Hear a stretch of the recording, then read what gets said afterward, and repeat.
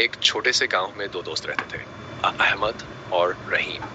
دونوں بچپن سے گہرے دوست تھے، ساتھ کھیلتے، پڑھتے اور ایک دوسرے کا ساتھ ہر مشکل میں نبھاتے تھے۔ احمد بہت ایماندار اور محنتی تھا، جبکہ رحیم تھوڑا چالاک اور سمجھدار تھا، جو کبھی کبھی سچ سے سمجھوتا کر لیتا تھا۔ ایک دن دونوں بازار گئے۔ راستے میں احمد کو زمین پر ایک پرس پڑا ملا۔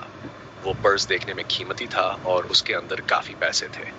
احمد نے بنا سوچے اسے اٹھایا اور سیدھا گاؤں کے سردار کے پاس پہنچا تاکہ وہ اصلی مالک کو واپس مل سکے۔ رحیم نے حیرانی سے پوچھا، بھائی، اگر ہم یہ پرس رکھ لیتے تو کون جانتا اتنے پیسے تھے؟ احمد نے مسکراتے ہوئے جواب دیا، جو ہمارا نہیں ہے اس پر ہمارا حق نہیں، سچائی ہی سب سے بڑی طاقت ہے۔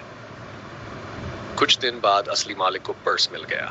اس نے خوشی سے سردار کو بتایا اور احمد کی تعریف کی۔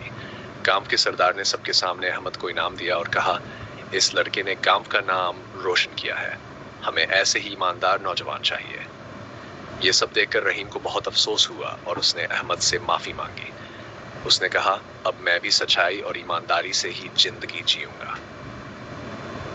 آج کے دور میں بھی سچائی اور ایمانداری ہی اصلی جیت ہے۔ جھوٹ اور چالاکی سے تھوڑے سمے کا فائدہ ہو سکتا ہے، مگر دلوں میں جگہ ہمیشہ سچ سے ہی بنتی ہے۔